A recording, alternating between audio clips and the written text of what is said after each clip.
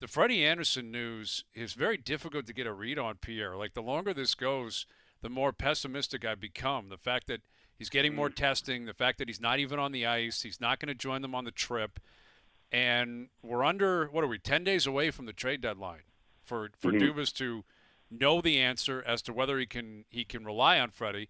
And if he finds out that maybe he can't, how do you address it?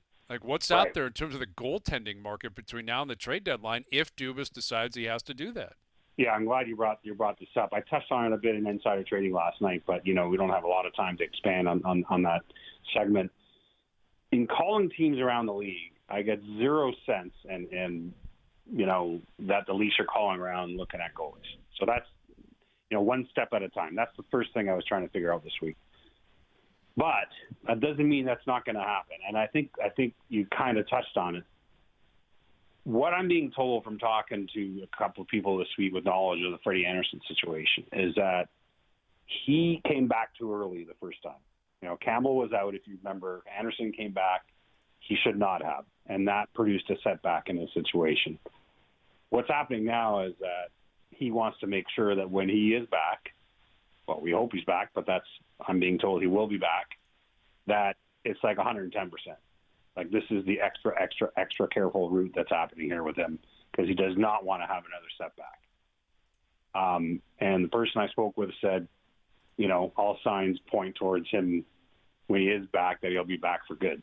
Okay, that's fine. But to your point, until that happens, you still have to ask the question, right? And so I think that's probably what the Leafs are waiting for is, okay, when are we getting him back? And when he comes back, how is he? And if it looks good, then they're fine. Because I don't think the Leafs want to go out and get a goal. I think that if they are confident that Freddie Andersen comes back healthy and that they've got a 7-0 Jack Campbell, that they feel pretty good about their goaltending. Why shouldn't they with those two guys? But they need to feel good about their health collectively. And I don't know that they can ascertain that yet 100%, obviously. So, again, if they get any hesitation on the Andersen situation between now and April 12th, then you got to pick up the phone. And there's not that many options. I mean, it's not like, I get a kick out of some Leaf fans and reading social media, like, go out and get another one. Okay. Yeah, who is it? That's Like, it, right? you don't do that in season. Noodles actually helped me for a piece I wrote earlier in the week in The Athletic about how rare in-season goalie trades are for the top guys anyway. Now, we had Leonard last year, and that worked out well for Vegas, but Ryan Miller in 2014 was still a top 5 goalie in the world and went to St. Louis, and it was a disaster. Not his fault. I'm just saying, like, it's just hard. I think Noodles knows more than me, but sometimes just talking about this out loud, but then seeing how it works in real life, not that easy to go in and plug in a goalie and saying, all right, lead us to the promised land in the middle of the year. We don't know anyone. No Well, kidding. and you plug in another thing here too. Frederik Andersen, like, he hasn't skated, I believe, since March 19th. So let's say he's off for over 2 weeks. He might be working out, staying in shape, eating properly, all of that stuff. That's the maintenance. But coming back, he's not skating once and starting a game. Like, he's going to have to, like, this is jumping on not just a moving train. This is a very fast moving train because we are in the best hockey right now. This is the stretch time. This is where systems are already in. Guys are at their, kind of optimal peak of playing well. And, he's got to get his timing up right away and jump on it. And there's no guarantee that's going to just happen overnight. You're going to have to run him several games to get him comfortable. Well, how do you have that conversation, Noodles? Because I think ultimately the MRI is going to factor in, the medical team is going to factor in terms of the information that Dubas is seeking out and Dubas is going to get. But if it comes down to a point where you have to go to Freddie Andersen and ask him legitimately, this is a guy who's a free agent at the end of the year. It's a guy that's very proud and a guy that wants to prove what he can do come playoff time. I don't think Freddie Andersen's going to say, go get someone. Like, so how do you even ask him?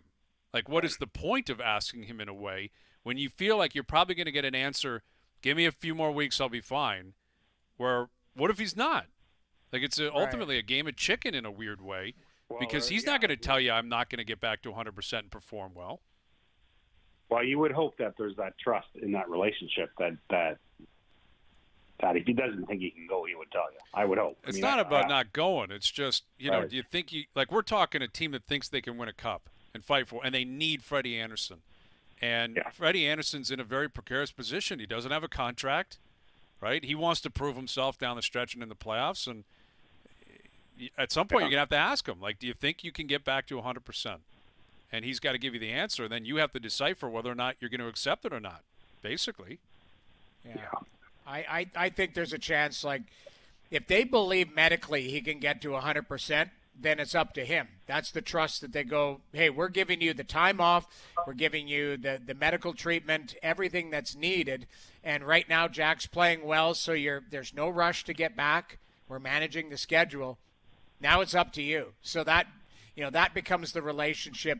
They know what Freddie Andersen's capable of. This isn't his first year as a Leaf. That's, right. You know, they know exactly. Yep, and again, the tough part in all this is, I think what I think people are having two different conversations too. I think people are having the one we just had. Other people, I think, are actually what they're really saying is they don't trust Michael Hutchinson at 3.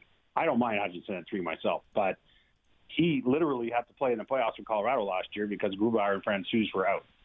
So I think there are some Leaf fans and observers who what they're really saying is they're fine with Andersen and Campbell if they're healthy, but because of the health situation, they don't want to see Hutchinson in a playoff game. The 3 has to be upgraded. Okay, and I understand that, but let's just pull a name out of the hat. They go out and trade for Chris Driedger from Florida. He's a terrific story, terrific year. He's a cheap cap hit. Yeah. Well, so because you don't want to lose him on waivers, I mean, are you, depending how far out in the deadline, I guess that's the other implication. But so where do you stash him when everyone's healthy? Are you carrying 3 goalies? Like, there's a lot of different things here to think about, is what I'm saying. Like, absolutely. It's not as simple as it sounds. It's doable, but the optimum route, obviously, is to feel comfortable with where Andersen is.